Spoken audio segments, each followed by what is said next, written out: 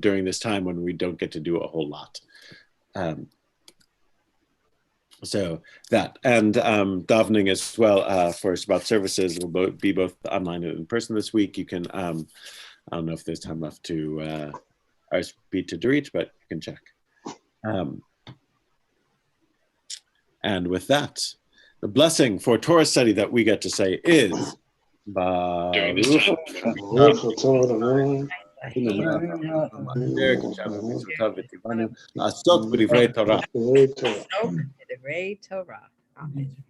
Amen, amen. And I'm going to mute folks, but that's just for clarity's sake. If you have something to say, please feel free to unmute yourself.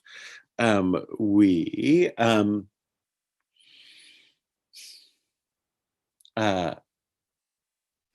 can start out. Should we? I feel like I've got. Yeah. Here. Can I do this? What would I do it on? Let me alter where we're at so that we can do this with candles, right? Have you lit candles at home? Let's light them here. If we're going to study Talmud on Hanukkah, we should do it with fire. All right? I'm going to take a moment for this, with your permission. Oh, it's hard to stop me. How do I get this to go? On, off.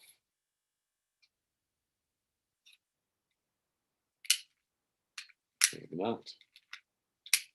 There we go. Baruch atah Adonai Eloheinu melech haolam asher kiddushanu b'mitzvotav v'tzivanu lahadlik ner shel Chanukah. Baruch atah Adonai Eloheinu melech haolam asher kiddushanu b'mitzvotav v'tzivanu sha'asa nisim lavoteinu bayamim ha'em uvazman hazeh. And when we lit earlier, we said Shechianu, so we'd only say it if there's somebody out there who hasn't lit candles yet this year. Did everyone already light tonight, or is there somebody there who hasn't? Raise your hand. We did it electrically. We haven't done it with real fire. Oh, then we're definitely saying Shechianu. Baruch atah Adonai Eloheinu melech haolam Shechianu v'kiyamanu v'hikiyamanu lahazman hazeh. All right. I'm doing the whole thing sitting here next to the Chanukiah, because by promise, not every night. Tonight. All right, let me do this. Spotlight for everyone, and we're good. Look at this. By next Thursday, it'll be too warm for me to sit here. And now you can watch the candles go down. All right, then, when we last left our heroes in the Talmud, there was this great scene of Rabbi Yossi sitting in the, or standing, he's davening in a ruin in Jerusalem, and Elijah the prophet comes up and gives him and starts giving him advice. He seems to protect him or stand with him or wait for him, something like that, outside of the ruin in Jerusalem. And then says, and Rabbi Yossi, the rabbi in question, says, that I learned from Elijah the prophet that don't enter a ruin, don't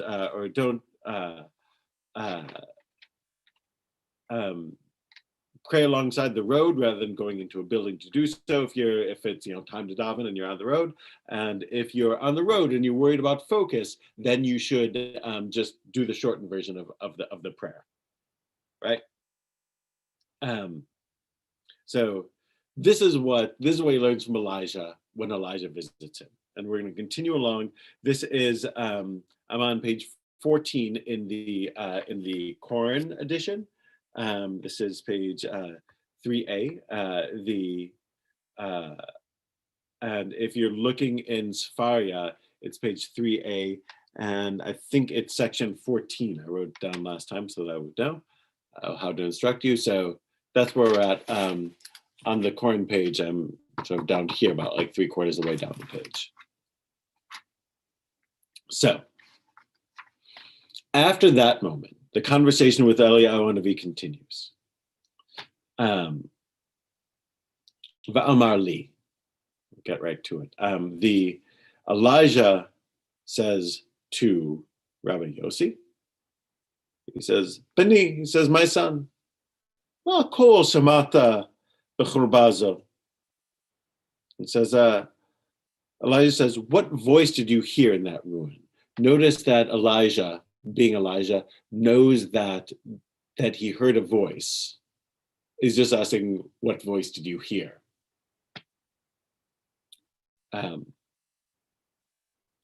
Says, what voice did you hear in that ruin? Va'amarti lo, and I said to him, Shmati bat kol, she'memet kiyona, v'omeret, oy lavanim, she'banotayam, ravti et beiti, sarafti et echali, v'galti livnei amot. And I said, I heard a bat kol, a heavenly voice. To the rabbis, a bat kol is a bat. You know what bat means? It means daughter, right? A kol is voice, right? Kol with a kuf. The means voice. So, but this, literally translate daughter voice. That is really an idiom for a heavenly voice, meaning some version of I heard the voice of God. That's the Talmudic. That's the Talmudic term for I heard the voice of God. Is that there was a bat kol.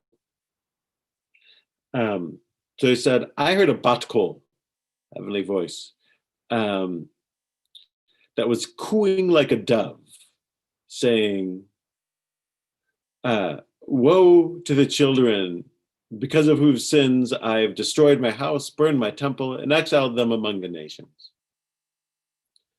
Now, it's easier if this sort of rolled in with last week, but we heard this almost the same thing before, right? Like that, almost that same line we heard before, that God roars like a lion every night, 3 times a night. That's what that by the way is the link. That's why we're getting this story, because we had the story earlier. When I say that the Talmud is stream of consciousness, this is part of what I mean by it, right? That they the Mishnah says you have a when do you say the Shema? And the answer is from the time that the Kohanim eat till the end of the first watch. Then there was a question of, well, what does the end of the first watch mean? And it says that, the end of the first watch means that the night is divided into 3 parts. How do we know that the night is divided into 3 parts? Because we have the story that there are 3 watches in the night. And the watches in the night, we know that because God roars like a lion at the 3 watches in the night. Oh, you know what that God roaring like a lion at 3 watches in the night story reminds me of? It reminds me of the story of Rabbi Yossi, when the time that he met Elijah the prophet. And what did Elijah the prophet say to him? Elijah the prophet said to Rabbi Yossi, that's a stream of consciousness aspect of it. Like, you see how they just go from topic to topic. And there's always a link. Like there's a link in conversation where it's like, the watches of the night?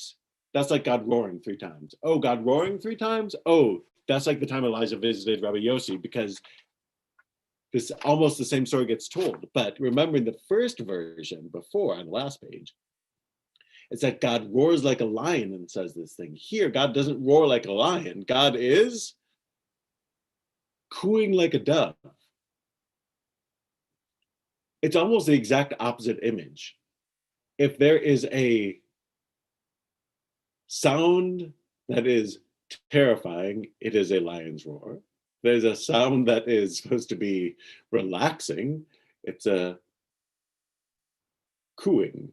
If there is a animal that's associated with violence, it's the lion that can literally tear you apart. If there's a creature that's associated with peace, it's the dove. So notice that the content of the statement is pretty much exactly the same, but the manner in which God is communicating it is different. In one instance, God says this while roaring like a lion, and in this instance, God says it cooing like a dove. Content's the same. Animal comparison is as different as you could possibly be. I heard about Cole that cooed like a dove, and it said,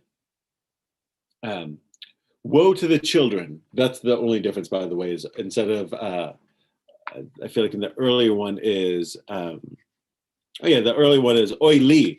God says, "Woe to me, oi to me," because of their sins, I've had to destroy my house, burn my temple, and exile them among the nations of the world. Now God says, "Oi to them," them being us. Woe to my children, woe to the children, that because of their sins, I have destroyed my house, burned my temple, and exiled them among nations. In the first version, when God is roaring, God is feeling bad for God himself. In the second version, where God is cooing like a dove, it's because God feels bad for us. Could that be the change in the tone, lion to dove? He's angry at himself the first time. He's sympathetic and or empathetic with the people that he's had to punish the second time. Yes. So it is like, because the words are the same, it's fascinating, right? So in the first one, God's angry. Yeah. If God is genderless, we'll still use gendered pronouns, understanding that they're not accurate. God is angry at himself. Whereas in the second one, it's like God is like comforting, or as you say, empathetic, feeling bad. Woe to my children. Look what happened to them. If only they behaved different. Like, it's so both cooing like a dove, and that's what he heard. And remember, he's standing in one of the ruins of Jerusalem when he hears that, right? So it's literally like when you daven in one of the ruins of Jerusalem, like what we sort of talked about that last time, like there are any number of different things that ruin could be or what it could look like. We can have different images in our head, but in those ruins, in that pile of rubble, God's voice can be heard cooing like a dove, saying this. So like alas for the situation. So that, fascinating. Again, God's not, let me unpack the theology of it for a moment. God's not angry. God is sad here, right?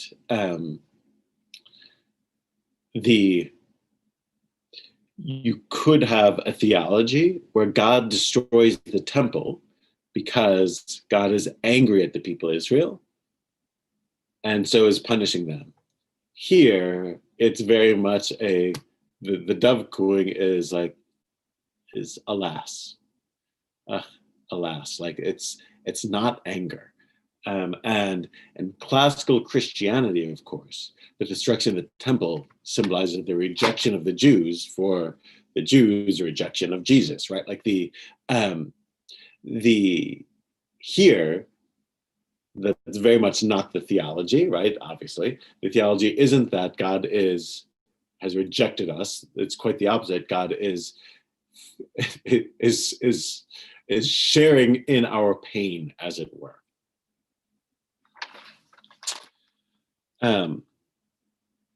Amarli, and Elijah says to me, Rabbi Yossi, Chayecha, v'chayai roshecha, lo sha'azo bilvad omeret kach, ela bechol yom vayom, shalosh pa'amim omeret kach.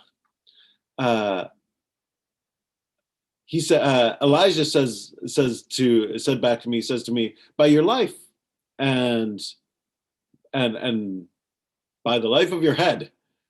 That's sort of like I swear, but Elijah can't swear on his own life, so he's swearing on your life, on Rabbi Yossi's life. He's like, not only in this moment is that said, does the Bat Kol say this, does God's voice say this. Rather, each and every day, 3 times, God says this. So just like the 3 roars in the night, Elijah is saying 3 times God coos this empathetic statement. Every day, 3 times a day, God coos the feeling for the sad state of the people of Israel. Velozo bilvad, and not just that, Ela, rather, but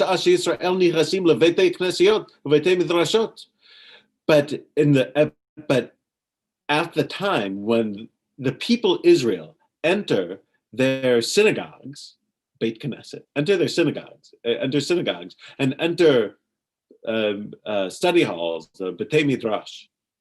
Va'onin Yehei Shmei Hagadol Mevarach, and they answer Yehei Shmei Hagadol Mevarach. May God's great name be blessed. This is the Hebrew version of the Aramaic that we say in the Kaddish. Yehei Shmei Rabbah. Yehei Shmei Rabbah Mevarach L'Olam L'Mei Almaya is the Aramaic for the Hebrew that's being said here.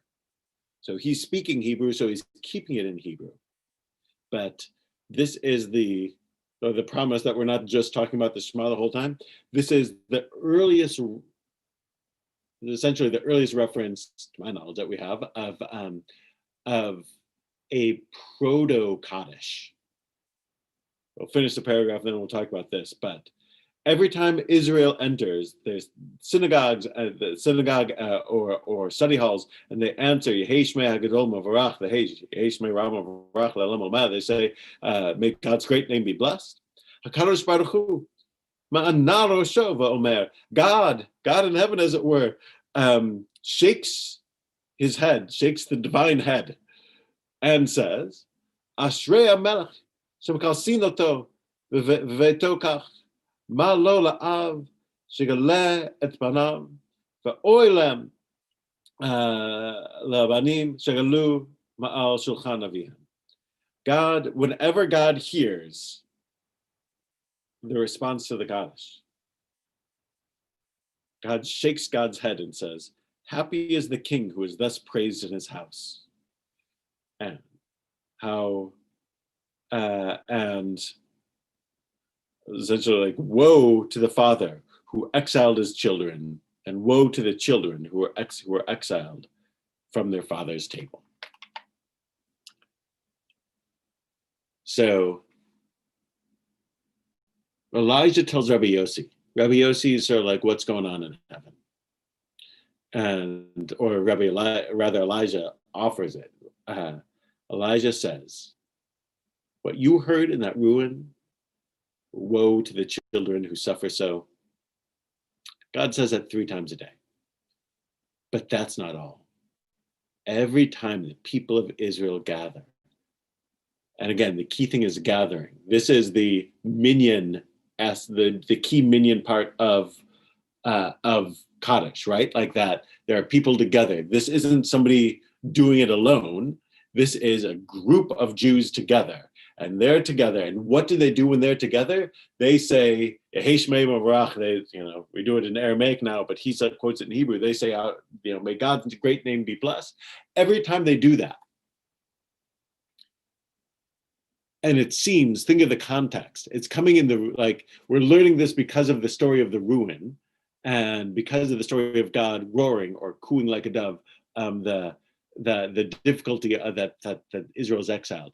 Every time Israel, in its exile, despite the fact that the temple is destroyed, despite the fact that the altar's been burned, despite the fact that they've been exiled among the nations, that with all of that, even though all that happened to them, that they still get together in a group and respond to one another with the words of the Kaddish, saying that God's name, that we still praise God's name. They've been through all of that, and they're still loyal. God shakes, and we'll do the pronoun, it's hard to get around. God shakes his head. And here, we can talk about what head shaking is this? Is this a back and forth, or is this a nod? It's shaking God's head. God shakes God's head. I sort of picture it as a back and forth, like sort of like the like I can't believe it, like they're still with me after all we've been through. They're still on Team Hashem, essentially, is like what he's saying, right? Like and he says that every time they do that, God says, happy Ashrei, right? This sort of word we rely on all the time. Happy is the king, who is thus praised in his house, i.e. me, God, happy am I that Israel does it. Like this is the flip side. We say, Ashrei Yoshvei Beitecha, happy are those who dwell in your house. Like we have the big piece of art here in the sanctuary, right? Like from the Psalms, like happy are those who dwell in your house. Like so there, we're happy for dwelling in God's house. Here God's saying, happy am I that you are still saying nice things about me after all the stuff that's happened. And then that's the first half of the statement. The second half of the statement is essentially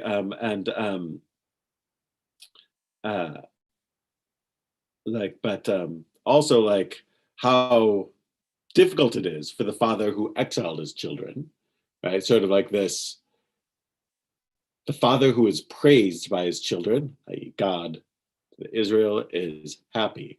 But the opposite is the God who exiled his children, which is, of course, what in fact happened. And woe to the children who have been exiled from their father's table. That's us. We used to be able to eat at God's table, as it were. That's the sacrifices that were like sharing food with God. It's like being invited to the king's table. Pause.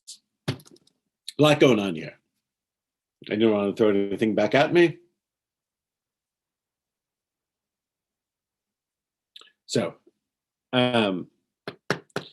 this is a big moment because this is one of the rare times we get a snapshot of what's going on in the heavens above. And Elijah, who goes back and forth, gives this report. One is the cooing like a dove 3 times a day, and the other one is that when you demonstrate your loyalty to God, God's compassion is aroused even more, and this may be an insight into like how does the Kaddish get its pride of place in the Jewish tradition? How does the Kaddish become like so wildly important? Well, you don't have to look too far from here. Every time the leader says, the beginning of the Kaddish, and we the congregation respond back with praise be God's name. Like God is sort of like God's love is like comes to the surface, as it were, right? So that, and also like sort of like where did the Kaddish come from? We sort of like have a hint to it here, like sort of like the one of the early versions of it. Though again, what we say is in Aramaic, what he's saying here is in Hebrew.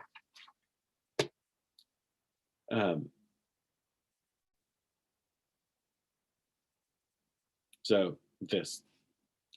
I expect there's maybe more response on this. So it's a Kaddish glimpse. Doesn't come that often, but like this is a little thing and a little insight into that, and also God sort of like woe is me for my situation. And Joe sort of was asking about this last time, like couldn't God like figure out a way around it? And the implication is no, right? God is essentially saying like, alas for the father who had to exile his children, and that's him, right? Like so, God clearly feels like the divine hands are tied here, that he had no choice, but feels bad for the situation. So that. Weiter, moving along. Tanu Rabbanan. Next piece begins. The sages taught, for 3 reasons. One should not enter a ruin. You may not enter a ruin. Hashed, because of demons. Because of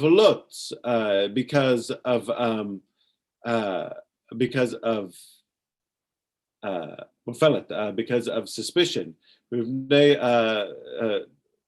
Because of suspicion. Because of my mistake. Because of suspicion is Hashad. Mefalot is because of collapse, i.e. the walls could collapse. Mazikin, because of demons. Why can't you enter ruin? Hashad, suspicion. Ophelet, because of collapse, or because of Mizikin, because of demons. We'll go by these in order. Suspicion is suspicion that you're going into the ruin for not pure purposes. There weren't motels that you could rent by the hour in the ancient world. So if somebody's going into a ruined building that they're clearly assuming is unoccupied and no one's there, it's like, it's like that. So that's the suspicion, that that Jews are forbidden from going into a ruin because nothing good's going to come from it. Essentially, is that thing there? So and whether or not you're guilty of that thing, you shouldn't be in a position where somebody's going to look at you and suspect you of that thing, right? You shouldn't. If you go and you're renting a room in the middle of the afternoon at a rundown motel in Bridgewater or Somerville or on Route 22 or something like this, in the middle of the day, anyone who sees you is going to assume you're up to no good, and they're making a reasonable assumption when they do that, right? That's not crazy. Unless you're like, no, the furnace in my house broke and I need a warm place to stay. Like, you shouldn't be checking into a motel on Route 22 in the middle of the day. Not a good look. That's the going into the ruin in the ancient world. So don't do it. You're forbidden from doing it. Jews aren't supposed to even look like they could be doing such a thing. So that's thing one. And then because of collapse, you're forbidden from going into a ruin for the same reason that you're forbidden from smoking or from abusing opiates because you can't do anything that's going to endanger your life. You can't deliberately do something that's going to unnecessarily endanger your life. I know getting into a car is some level of danger, but you can't. But that's sort of like a manageable danger. You can't deliberately endanger your life. So you can't go into a ruin because it might collapse. Might collapse on you. Can't do it. Forbidden. And because of demons. Demons apparently live in ruins. We'll get to more of this as we go on, but sort of as I mentioned before, the rabbis believe in demons. There are angels, so there are demons, meaning there are positive forces in the world, and so there are negative forces in the world. Those positive forces, like one of them in this week's Torah portion, like Joseph, a man points him on the way to go find his brothers, and there's some of the rabbis say, that's an angel, but they're angels helping you out in the world. There are demons who are the malign forces, and their world is full of them. So we'll go into more detail on the demons as we go on, but the short thing is that there are demons. I'm unfamiliar with this. I'm also unfamiliar with the getting, Rabbi, maybe if they had better accommodations, they wouldn't be as nasty and make as much trouble. The demons, right? Yeah. If they had a little better housing. So this is right. They need a Great Society program. That's right. I mean, it's a circle like poverty, I guess. Maybe it's a circle like that, meaning that demons are in places where bad things happen to you, and bad things happen to you in such places because there are demons there. So, if a demon's going to be anywhere, it's going to be a place where where things are at risk of collapsing.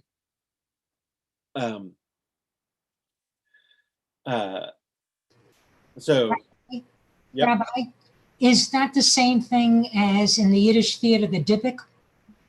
Related, yeah. I think if I'm not an expert in Dybbuk's. But it's all arising from like the same stuff, right? Essentially, the belief in malign forces is out there, and stays in Jewish culture. Like, I mean, it's not just the Yiddish theater; it's Yiddish life, and stays there for a long time. So yes, all the superstitions and things like that, less common today in American Ashkenazi culture, still common in Hasidic culture and in many Sephardi cultures, still common in Israel. But belief in demons or malign supernatural forces, 100% there.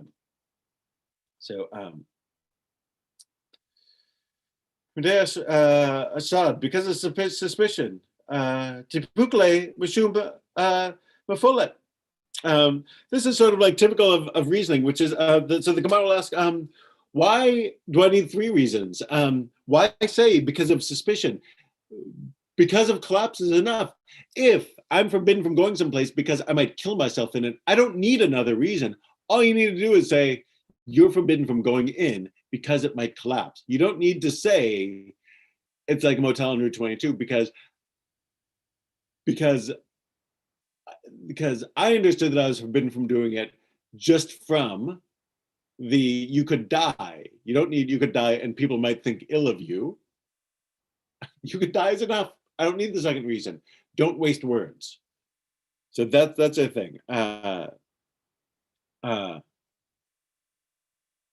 V'chadti, the Talmud answers.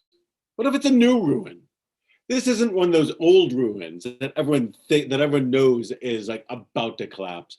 This is a comparatively new one that is that we don't think is as unstable, and so people aren't as afraid of it collapsing. So the very fact that you can go to this unoccupied place, that you're not afraid that it collapse, that's what arouses suspicion. So I need both of them. Talmud will answer because sometimes I'm not afraid of collapse, so you still are forbidden from doing it, even when you're not afraid of collapse because of suspicion.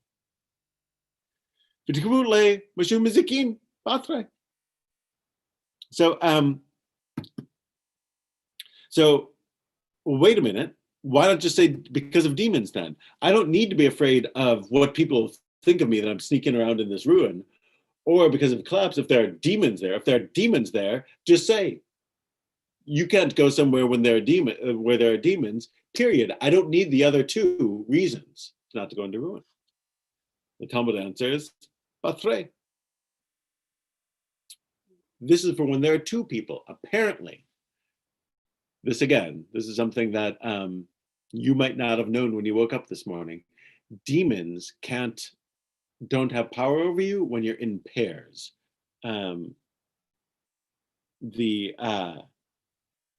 Demons have power over you when you're in odd numbers, but not when you're in even numbers. This is the way demons work. So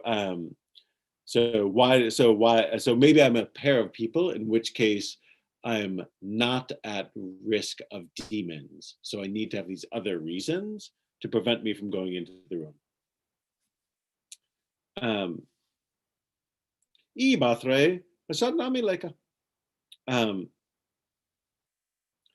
The Gemara says, well, wait, if there are 2 people together, they're assuming, then there's no suspicion either, because they're assuming that if 2 people here, they're thinking 2 men are going in, there's, you're not going to sneak off with your mistress. They're speaking to men again.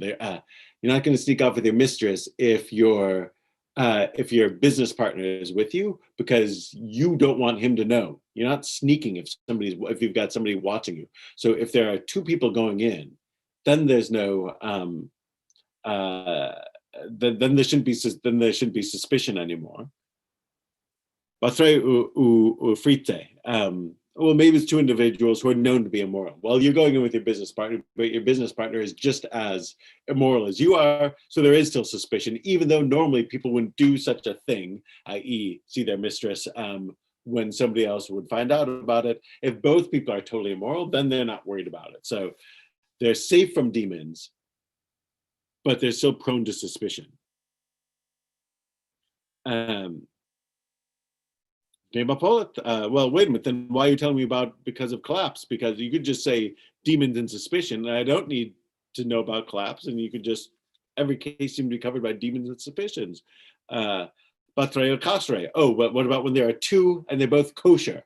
They're both kosher people, they're both upstanding citizens, neither of them would fool around, so you're not suspicious that they're going for some forbidden assignation, and there are two of them, so you're not afraid of demons. They're still forbidden from going in, because there could be collapse. All right, back to the demons reason. Tipukle, why do I need the demons reason? Isn't everything covered then by just saying you can't go in because of suspicion and you can't go in because of because it could collapse? Well, what about the case where it's a new ruin, so you're not afraid of collapse, and there are two kosher people, so you're not afraid of demons or suspicion? Then it seems you can do it. But if there are two, they're not afraid of demons, they're not afraid of anyone. So again, this is typical of Talmudic reasoning, which is to say, notice how they're throwing everything at even a simple statement. They're accepting demons as a given, but this is when we say that studying Talmud sharpened Jews' minds over the course of history and teaches them to question everything. Like, this is the sort of logic going down the line. Make sure you can defend everything. Making the assertion, this is important in today's world, making an assertion about something doesn't make it true. They're willing to question it down and to question different aspects of it to make sure that an idea or a statement holds up. And this is where they'll wrap up the idea. Why do I need all three? They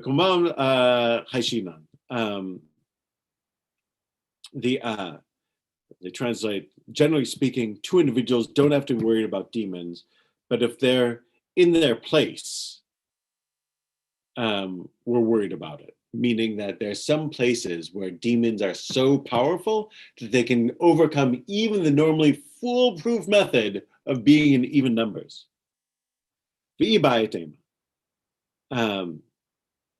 And if you want, you can say that that's not really the reason. You could say that they're never talking about two people. They're only saying that it's about an individual. The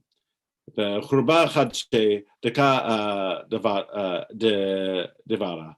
That's always talking about a lone individual going into a new ruin, located in a field where there's no suspicion, because women tend to be in the town and not out in the field in the countryside. It's a new ruin that they want to collapse. There's no but there's still a concern for demons. So they tried every different way of seeing, do I actually need all three things? And they conclude, yes, I actually needed to say all three things. This is again, typical of the system of don't assume things are right. Always make sure that you question them. That's a sort of a perfect example of that. Pause. Understood? You know more about demons than you did coming in. Notice, by the way, again, demons sort of accepted part of their world as much as angels are. Both of those, but especially the demons and the angelology to a certain degree, is part of what the reform movement, really beginning in the 19th century, was rebelling against. They were pushing back on what they thought of as embarrassing superstitions. So the conservative movement, to a certain degree, started out certainly as doing the same, which is to say, 19th century breaks from orthodoxy were based in many things.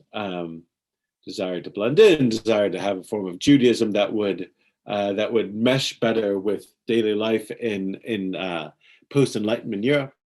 But also part of the idea was that they wanted to make Judaism more rational, and they were embarrassed by the sort of, you notice how they question everything but demons, right? They were embarrassed by all this demonology and stuff like that, and all the Dybbuk and what have you. So they tried to purge the tradition and the service of it. Part of the reason we don't hear about it so much is that we're heirs to that tradition, that the conservative tradition didn't like demons, and so pushed it to the side. Rabbi, in the, I think it's a Hashkiveno prayer, there's a word for Satan. Is there any connection to what you're talking about now? Less so. Satan is hard to, the Tanakh doesn't have demons, but the Tanakh has Satan, right? Satan is appears in a few different places, most famously in the book of Job. So like, you're never getting rid of that. Sort of here, it's expanding it to sort of like these like general malign forces. And I mean, even sniff, there are many more detailed parts of demonology in the Talmud, but like here you sort of like the demons, I can't hurt you if you're in pairs. Like that sort of thing was more embarrassing. Satan, it's harder to get rid of, though, if I'm not mistaken, Reform prayer books did get rid of that reference. I can check, but like they did get rid of that reference, but it's hard to get rid of all of the Satan references in the tradition. Rabbi? Yep. With the demonology, was there any criteria, since the demons couldn't harm you if you were in pairs, as to what constituted a pair?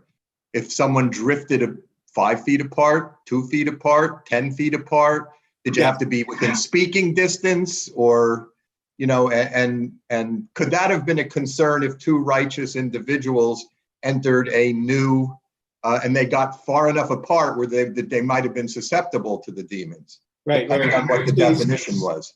Good, and in which case you shouldn't be in because of fear of collapse, right? Right. So you need all 3. Good. Yeah. Yes, I don't know all those things, but if you read through the Talmud every so often, like this, sort of like out of nowhere, you're like, oh, demons, and they'll like just throw out things, but they sort of like say it in the by the way fashion, like meaning that. Notice how they just say like the Hebrew or the Aramaic here is just says 2. It's like everyone knows that you defend against demons by being in pairs. Like this is just common knowledge. So they don't actually explain it all that often, but occasionally they'll give little strategies like that about, well, what if we're at odd numbers? What if we happen, like, what if one of our numbers sort of, stayed in the last town and now we're traveling in a 3? So there are things like that. I don't remember all of them because I didn't commit all the demonology to long-term memory, but stuff like that does appear about how close you have to be, and there are incantations and all the stuff maybe that you would expect. But part of the important thing is that sometimes Jews are like proud of the comparative rationality of Judaism, and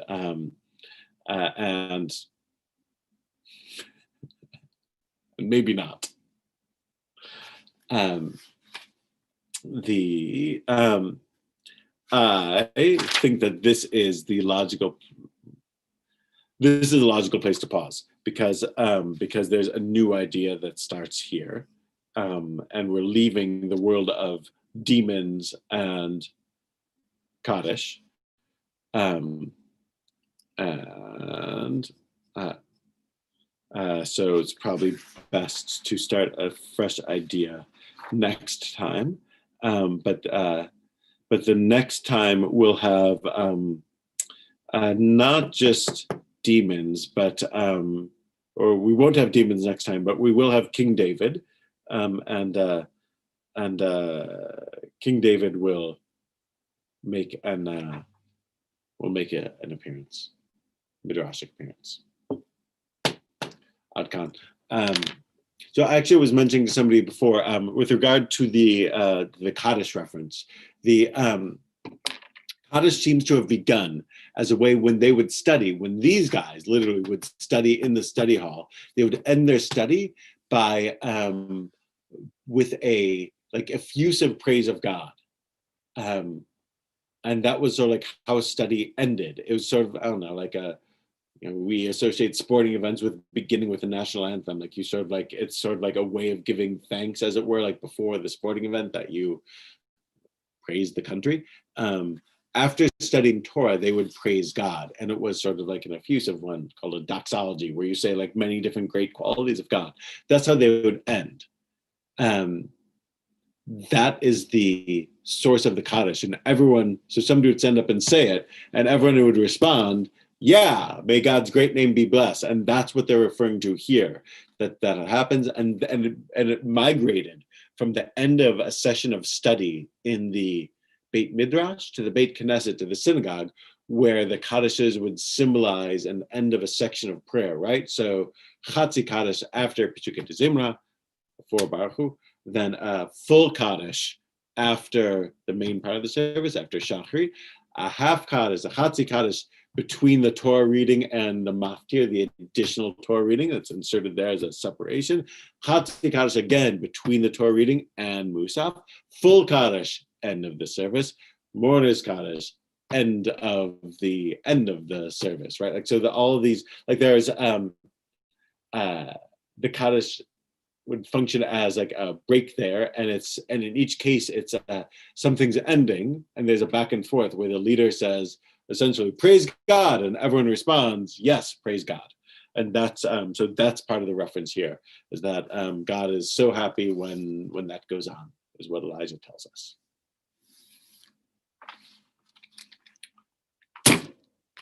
Thank you, Rabbi. That's almost one candle's worth, or one candle's worth. Happy Hanukkah. Hatzameach. You can catch Happy Giants Hanukkah lighting live tomorrow at 4. You can catch it on Facebook, facebook.com/Temple Shalom NJ. You don't need a Facebook account. You can just sort of tune in, and there'll be a real fire. And then davening at 7 tomorrow night. Happy Hanukkah. Enjoy. Happy